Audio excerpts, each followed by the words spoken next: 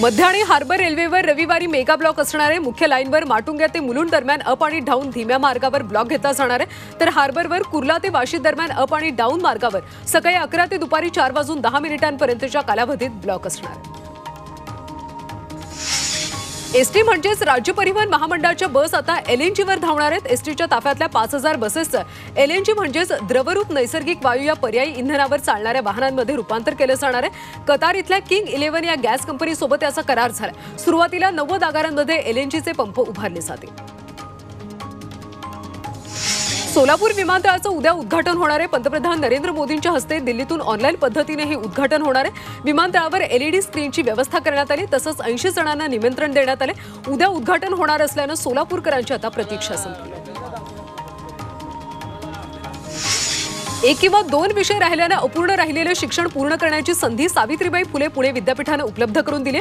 पदवी किंवा पदव्युत्तर शिक्षण मुदतीत पूर्ण करू न शकलेल्या विद्यार्थ्यांना नियमित पॅटर्ननुसार समक्ष विषय घेऊन परीक्षा देता येणार आहे। येत्या 5 ऑक्टोबरपर्यंत त्यासाठी अर्ज करण्याची मुदत आहे। नवी मुंबईमध्ये खुल्या क्रीडा संकुलाचं व्यावसायिक बांधकाम व्यावसायिकांना वाटप करण्यावरून सर्वोच्च न्यायालयानं नाराजी व्यक्त केली। ही हिरवीगार जागा व्यावसायिक विकासासाठी का दिल्या जातात त्यावर सीजीआयनं आक्षेप घेतला। पुणे मुंबई एक्सप्रेस वेवरच्या जुन्या टोल नाक्यावर सध्या अंधाराचं साम्राज्य पसरले। जुना उर्से टोल नाका बंद करून स्थलांतरित करण्यात आले, मात्र जुन्या ठिकाणावरची सीसीटीव्ही कॅमेरे आणि लाईट बंद करण्यात आले, त्यामुळे अंधारात वाहन चालकांसह प्रवाशांची मोठी गैरसोय होती। जालना, बदनापूर, भोकरदन तालुक्यातल्या काही गावांमध्ये रात्री ड्रोन घिरट्या घालताना पाहायला मिळतात। नागरिकांनी रात्रीच्या सुमाराला हे ड्रोन पाहिले, त्यामुळे परिसरातल्या नागरिकांमध्ये भीतीचं वातावरण आहे।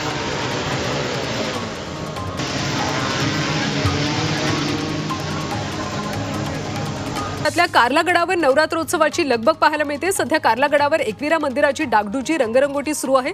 मंदिराच्या रंगरंगोटीचं काम सध्या अंतिम टप्प्यात आलं। नवरात्रोत्सवाच्या अनुषंगानं देहू रोड पोलिसांनी बैठकीचं आयोजन केलं होतं। यावेळी पोलिसांनी शांतता राखण्याचं आवाहन केलं। या बैठकीला शांतता समितीचे सदस्य, अनेक मंडळांचे पदाधिकारी उपस्थित होते। कोयना पाणलोट क्षेत्रात पावसाची संततधार सुरूच आहे। धरणात पाण्याची आवक वाढली आहे, त्यामुळे कोयना धरणाचे 6 वक्र दरवाजे 2 फुटांनी उघडण्यात आले। त्यातून 19,000 क्युसेकनं कोयना नदीपात्रात विसर्ग सुरू आहे। मावळमध्ये परतीच्या पावसाचा जोर कायम असल्याने पवना धरण 100% भरले, त्यामुळे जलविद्युत केंद्रामधून 1400 क्युसेक पाण्याचा पवना नदीपात्रात विसर्ग केला जातो। दरम्यान नदीकाठच्या नागरिकांना सतर्कतेचा इशारा देण्यात आला। मावळमध्ये चांगला पाऊस होतो, त्यामुळे दारूबरे इथं भात पीक जोमात आले, त्यामुळे शेतकरी वर्गात आनंदाचं वातावरण आहे। या पार्श्वभूमीवर शेतकऱ्यांचं भात पिकातले रातड गवत काढून टाकण्याचं काम सुरू आहे। यवतमाळमध्ये सीतादही पूजन करून कापूस वेचणीला सुरुवात झाली। सीतादही पूजनासाठी नवीन कापसाचा पाळणा करून त्यामध्ये गोपा निजवला जातो। त्यानंतर नारळ फोडून दही भाताचे बोने शेतात टाकून पूजा पूर्ण होते। चांगलं उत्पन्न मिळावं यासाठी शेतकरी सीतादही पूजन करतात। मसाला भात जळगावमध्ये कापूस आणि सोयाबीन पिकांसाठी अर्थसहाय्य योजना जाहीर करण्यात आली। त्यासाठी आतापर्यंत एकूण 3,07,000 शेतकऱ्यांची नोंदणी झाली, मात्र अजून देखील 80 ते 85,000 शेतकऱ्यांनी ई-केवायसी केलेली नाहीये, तर शेतकऱ्यांनी तात्काळ ई-केवायसी करावं असं आवाहन कृषी विभागानं केलं। 4 दिवसांपासून सुरू असलेल्या पावसामुळे जळगावच्या बोदगड तालुक्यामध्ये खरीप पिकांचं मोठं नुकसान झालं। शेतात पाणी साचल्यानं मका पिकांचं नुकसान झाले, तर साठवून ठेवलेला कापूस देखील खराब झाला। दरम्यान तात्काळ पंचनामे करून नुकसान भरपाईची मागणी शेतकऱ्यांनी केली। यवतमाळमधल्या बरबडा जाम दारव्हा मार्गावर वाघाची दहशत पसरली।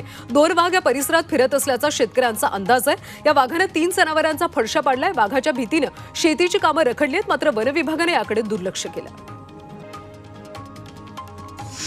आज मुख्यमंत्री एकनाथ शिंदे, उपमुख्यमंत्री देवेंद्र फडणवीस आणि अजित पवार नाशिक दौऱ्यावर आहेत। त्यांच्या हस्ते नाशिकमध्ये विविध विकास कामांचं भूमिपूजन केलं जाणार आहे, तर सारथीच्या विभागीय कार्यालयाचं भूमिपूजन होईल। तसंच बाळासाहेब ठाकरे स्मृती उद्यानाचा लोकार्पण सोहळा पार पडणार आहे। राज्याचे अन्न आणि पुरवठा मंत्री छगन भुजबळ आज नाशिकच्या दौऱ्यावर आहेत। मुंबई नाका इथं भुजबळ यांच्या संकल्पनेतून महात्मा ज्योतिबा फुले आणि सावित्रीबाई फुले यांचं भव्य स्मारक उभारण्यात आलं। याच्या उद्घाटन प्रसंगी ते उपस्थित राहणार आहेत। डॉक्टरांनी पूर्ण विश्रांतीचा सल्ला दिलेला असताना देखील भुजबळ नाशिकमध्ये जाणार आहेत। राज्यामध्ये होऊ घातलेल्या विधानसभा निवडणुकीच्या दृष्टिकोनातून केंद्रीय निवडणूक आयोगानं मुंबईमध्ये बैठक घेतली। यामध्ये दोन्ही शिवसेना, भाजप, काँग्रेस तसंच दोन्ही राष्ट्रवादी, मनसे आणि आम आदमी पक्षाचे सदस्य सहभागी झाले। यावेळी राजकीय पक्षांनी निवडणुकीसंदर्भात आपल्या भूमिका स्पष्ट केल्या, तसंच काही सूचना निवडणूक आयोगाला देखील केल्या। आगामी विधानसभा निवडणुकीसाठी एका टप्प्यात मतदान घ्यावं अशी मागणी सत्ताधारी शिंदे, अजित पवारांसह ठाकरेंच्या शिवसेनेने केली। मात्र भाजप आणि काँग्रेसनं याबाबत मौन बाळगले। रत्नागिरी विधानसभा मतदारसंघातून शिवसेना उद्धव ठाकरे पक्षाकडून 3 उमेदवार इच्छुक आहेत। राजेंद्र महाडिक, उदय बने आणि प्रदीप उर्फ बंड्या साळवी अशी त्यांची नावं आहेत। या तिन्ही उमेदवारांनी मुलाखती दिल्यात। उमेदवारी कुणाला मिळणार याची आता सर्वांनाच उत्सुकता आहे। मनसे अध्यक्ष राज ठाकरे महाराष्ट्राचे भावी मुख्यमंत्री अशा आशयाचे बॅनर्स आता अमरावती शहरात झळकतात। राज ठाकरे सध्या 2 दिवसाच्या अमरावती दौऱ्यावर आहेत। ते विदर्भातल्या विधानसभा मतदारसंघनिहाय आढावा घेत आहेत। त्यांच्या स्वागतासाठी शहरात ठिकठिकाणी बॅनर्स लावण्यात आले। महाराष्ट्राच्या गृहमंत्र्यांना धोका आहे, त्यांना केंद्र सरकारनं Z+ सुरक्षा द्या असं उपरोधिक विधान आमदार रोहित पवार यांनी केले। एक महिला थेट फडणवीसांच्या कार्यालयाबाहेर राडा घालते। गृहमंत्र्यांची ही अवस्था असेल तर सर्वसामान्यांची काय परिस्थिती असेल असा टोला देखील रोहित पवारांनी लगावला। मंत्रालयातलं काढून फेकून दिलं। सोलापूरमध्ये अजित पवार पक्षाचा अंतर्गत वाद चव्हाट्यावर आला। राष्ट्रवादी काँग्रेसचे मुख्य प्रवक्ते उमेश पाटलांनी राजीनामा देण्याची तयारी दर्शवली। राजन पाटलांनी महाराष्ट्र राज्य सहकार परिषदेवर नियुक्ती करण्यात आली, तसंच त्यांना राज्यमंत्रीपदाचा दर्जा देण्यात आल्यानं उमेश पाटील आक्रमक झाले।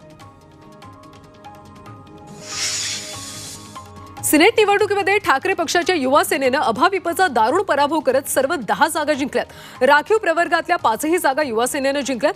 5ही उमेदवारांनी सुमारे 4000 मतांनी विजय मिळवत अभाविपचा दारुण पराभव केला। तसंच खुल्या प्रवर्गातल्या सर्व 5 जागांवर युवा सेनेचाच झेंडा फडकला। मुंबई विद्यापीठ सिनेट निवडणुकीचा विजय ही सुरुवात असून असाच विजय महाविकास आघाडी आगामी विधानसभा निवडणुकीत मिळवेल असा विश्वास आदित्य ठाकरे यांनी व्यक्त केला। सिनेटच्या निकालात अडथळे आणण्याचे प्रयत्न केले गेल्याचा आरोप देखील आदित्य यांनी केला। सिनेटच्या निकालानंतर मंत्री उदय सामंत यांनी आदित्य ठाकरेंवर निशाणा साधला। सिनेटमध्ये विजय मिळवला याचा अर्थ विधानसभा जिंकली असा होत नाही आणि तशा आविर्भावात सुद्धा राहू नका असा चिमटा उदय सामंतांनी आदित्य ठाकरेंना काढला। पुण्यातल्या गोखले राज्यशास्त्र आणि अर्थशास्त्र संस्थेचे कुलपती डॉक्टर विवेक देबराय यांनी आपल्या पदाचा राजीनामा दिला। अजित रानडे यांना कुलगुरू पदावरून हटवण्याच्या निर्णयाला उच्च न्यायालयानं स्थगिती दिली।